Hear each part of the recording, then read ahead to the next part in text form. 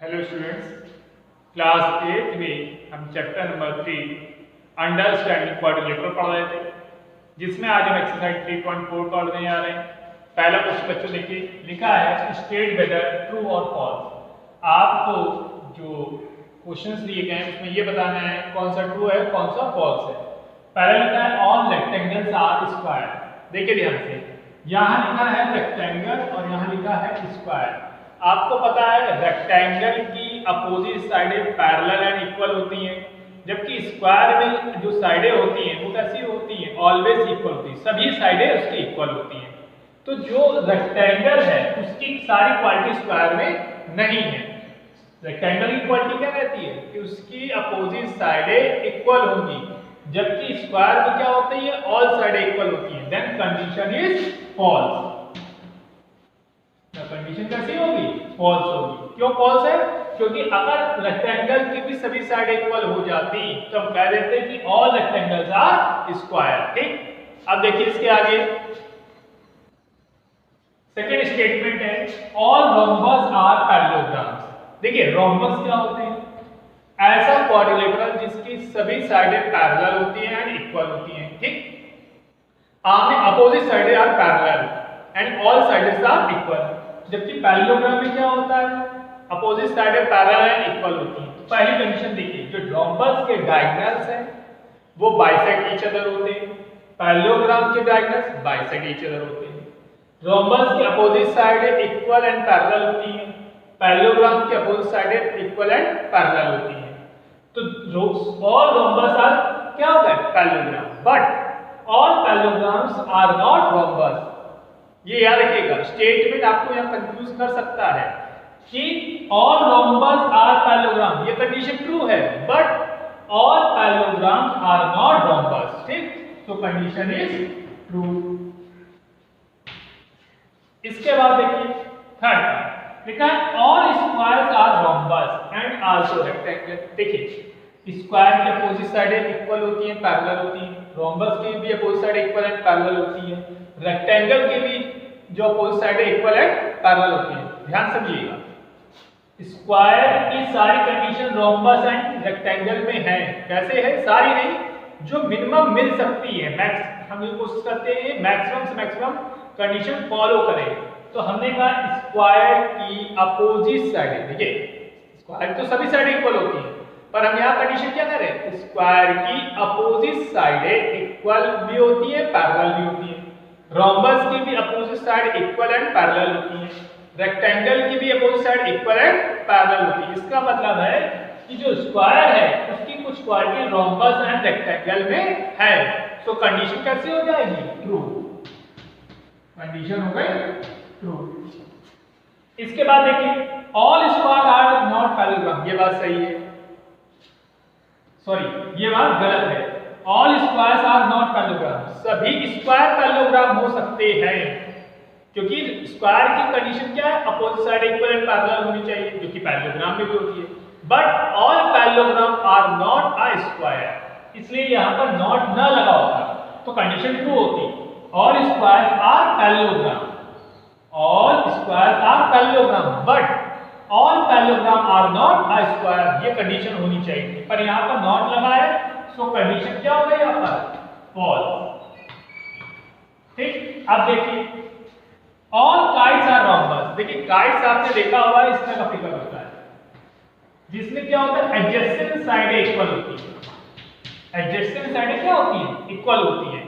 तो यहां लिखा हुआ है ऑल काइट्स आर रोम्बस, सभी काइटें क्या है, रोम्बस, और रोम्बस में सभी साइडें इक्वल भी होती है, अपोजिट साइडें पैरेलल भी होती है। So the condition is false. तो ये कंडीशन कैसी हो गई, फॉल्स हो गई। ऑल रोम्बस आर काइट्स, ये कंडीशन सही है। क्यों सही है, देखिए ये वाली साइड इस साइड की इक्वल है, ये वाली साइड इस साइड की इक्वल है। तो रोम्बस में क्या होती है, अपोजिट साइडें पैरेलल भी होती है, इक्वल होती है, एडजेसेंट साइडें भी इक्वल होती हैं। तो यहां पर रोम्बस एडजेसेंट साइड को फॉलो कर रहा है, एडजेसेंट साइडें रोम्बस की भी इक्वल होती है और काइट की भी इक्वल होती है। सो कंडीशन इज ट्रू। इसके बाद देखिए लिखा है ऑल पैरेललोग्राम्स आर ट्रेपेजियम। देखिए पैरेललोग्राम क्या होता है, अपोजिट साइडें पैरेलल होती हैं, कंडीशन पैरेललोग्राम में होती है। ट्रेपीजियम में भी क्या होता है, opposite one pair of opposite side are parallel. देखिए ये है ट्रेपीजियम जिसमें ये वाली साइड इस साइड की क्या होगी, पैरेलल होगी। और पैरेललोग्राम की भी कंडीशन है कि अपोजिट साइड कैसी होती है, पैरेलल होती है। तो द कंडीशन इज ट्रू। ठीक, अब आइए ऑल स्क्वायर आर ट्रेपीजियम, फिर वही कंडीशन। स्क्वायर में क्या होती है, अपोजिट साइड इक्वल भी होती है, पैरेलल भी होती है। ट्रेपीजियम में opposite one pair of opposite side is parallel. तो स्क्वायर की एक कंडीशन, क्या कंडीशन, कि पैरेलल वाली, अपोजिट साइड कैसी होगी, पैरेलल। ट्रेपीजियम में है, so the condition is true. देख लीजिए, फिर नेक्स्ट क्वेश्चन देखें। अब देखिए बच्चों, क्वेश्चन नंबर सेकंड है, identify all the quadrilateral that है। देखिए आपको आइडेंटिफाई करना है कि किस तरह का ये क्वाड्रिलेटरल होगा। तो सबसे पहले देखिए, four sides of equal length. आपको पता है कि ऐसा कौन कौन सा क्वाड्रिलेटरल है जिसकी फोर साइड इक्वल होती है। तो पहला एक होता है स्क्वायर, स्क्वायर की सभी साइड इक्वल होती है, ईच एंगल राइट एंगल होता है, डायगोनल बाइसेक्ट ईच अदर होता है। दूसरा क्या होता है, रोम्बस, जिसकी चारों साइडें इक्वल होती है, डायगोनल बाइसेक्ट ईच अदर होता है एट राइट एंगल। तो पहले का आंसर हो जाएगा square, square and rhombus, square and rhombus. ठीक, अब देखिए सेकंड पार्ट क्या है हमारे पास। सेकंड पार्ट क्या है, फोर राइट एंगल्स कि फोर राइट एंगल्स मींस सभी एंगल्स को कितने हो, 90 डिग्री हो। और आपको पता है दो ही ऐसे क्वाड्रिलेटरल होते हैं, एक स्क्वायर और एक रेक्टेंगल, जिसके ईच एंगल 90 डिग्री होते हैं। तो यहां पर हो जाएगा square and right angle, sorry rectangle, rectangle. तो रेक्टेंगल और स्क्वायर दो ऐसे क्वाड्रिलेटरल होते हैं जिनकी सभी एंगल, फोर एंगल्स होते हैं क्वाड्रिलेटरल में, और सभी एंगल कितने डिग्री होते हैं, 90 डिग्री होते हैं, मींस राइट एंगल होते हैं। देख लीजिए। अब बच्चों क्वेश्चन नंबर 3 देखिए, लिखा है explain how a square is, कैसे एक स्क्वायर होगा अ क्वाड्रिलेटरल। देखिए स्क्वायर एक क्वाड्रिलेटरल होता है, कैसे होता है, क्योंकि जो स्क्वायर है वो फोर क्लोज लाइन सेगमेंट से मिलकर बना होता है।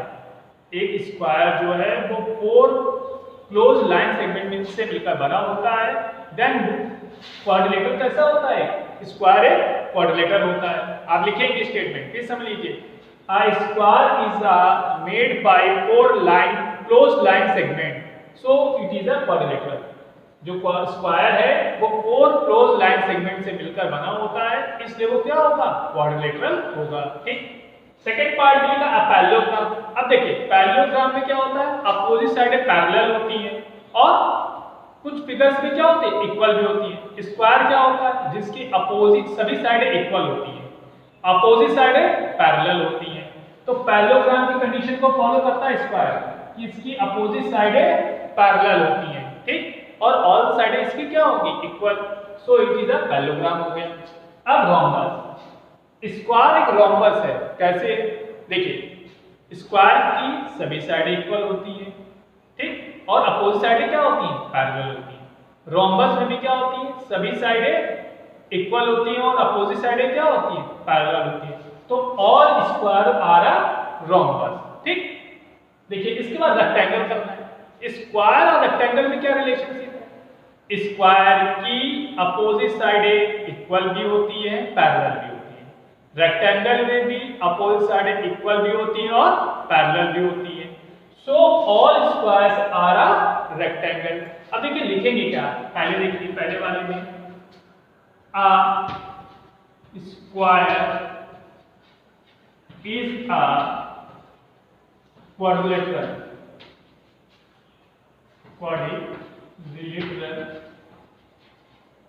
because it is made by four closed line segment। ये फोर क्लोज लाइन सेगमेंट से मिलकर बना होता है, इसलिए कैसा है, क्वाड्रिलेटरल है। सेकंड पॉइंट में देखिए लिखा है a parallelogram, a square is a parallelogram because its opposite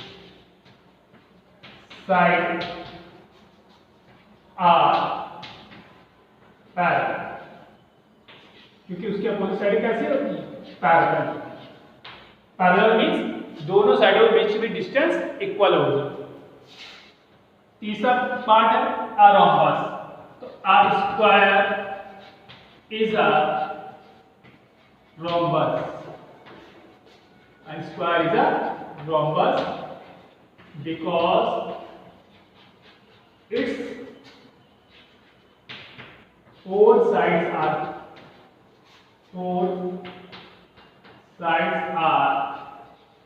parallel, sorry, four sides are equal, four sides are equal and opposite sides are parallel, opposite sides are parallel. ठीक, इसके बाद rectangle की बात अगर हम करें तो a square is a rectangle because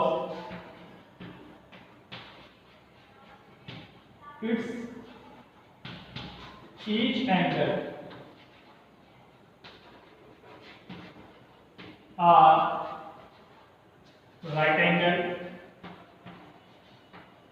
right angle and opposite sides are parallel and equal। इसके अपोजिट साइडें पैरेलल और इक्वल होती हैं और ईच एंगल क्या होता है? राइट एंगल होता है। देख लीजिए ध्यान से। अब बच्चों देखिए क्वेश्चन नंबर 5 है explain why a rectangle is a convex quadrilateral. देखिए कॉन्वेक्स क्वाड्रिलेटरल क्या होता है? जिसमें डायगोनल कैसे होते हैं? क्वाड्रिलेटरल के अंदर बने होते हैं। और जो रेक्टेंगल है इसमें भी डायगोनल कैसे अंदर होंगे। क्या लिखेंगे? Since the diagonal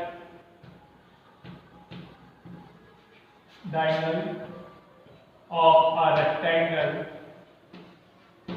are lying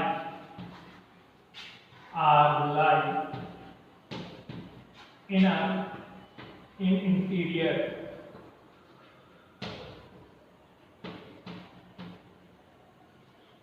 so it is a convex quadrilateral. Convex quadrilateral इसलिए है कि इसके जो डायगोनल होते हैं वो कहाँ होते हैं? क्वाड्रिलेटरल के अंदर बने होते हैं और रेक्टेंगल जो है उसके डायगोनल भी कहाँ हैं? अंदर बने हुए हैं, इसलिए ये कॉन्वेक्स क्वाड्रिलेटरल होता है। इसके बाद लास्ट क्वेश्चन देखिए ABC is the right angle triangle. तो सबसे पहले फिगर बना दीजिए राइट एंगल ट्रायंगल का। तो ये है A B और C and O is the midpoint of the side opposite to the right angle। Right angle ये इसके अपोजिट साइड का ये O क्या है? Mid point. Explain why is the equation from A B and C। तो हमें explain करना है कि जो O है वो A B और C से इक्वल डिस्टेंस पर है। हमने क्या किया? डॉट डॉट करके O को A से ज्वाइन किया और प्रोड्यूस किया आगे पॉइंट तक। C से को भी प्रोड्यूस किया एंड B को भी प्रोड्यूस किया। जिस पॉइंट पर कट किया उसको D नाम दे दिया। तो अगर हम ध्यान से देखें तो AB इक्वल टू CD हो जाएगा क्योंकि अपोजिट साइड इक्वल होगी and AC equal to BD हो जाएगा। तो ये किस तरह का फिगर बन गया? रेक्टेंगल बन गया। तो लिखेंगे since ABCD is a rectangle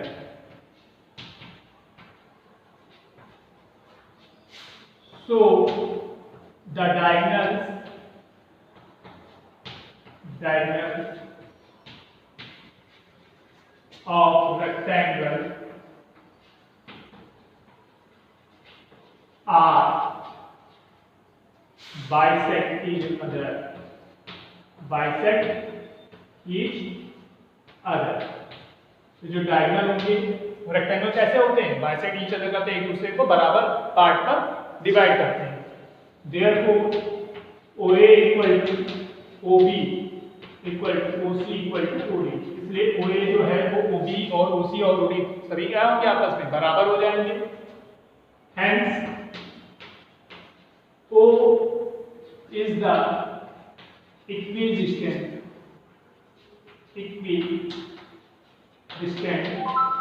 at the points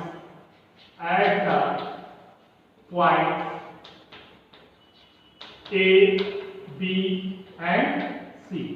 इसलिए जो O होगा वो इक्विडिस्टेंस होगा, बराबर दूरी पर होगा. किससे? A, B और C से. देख लीजिए.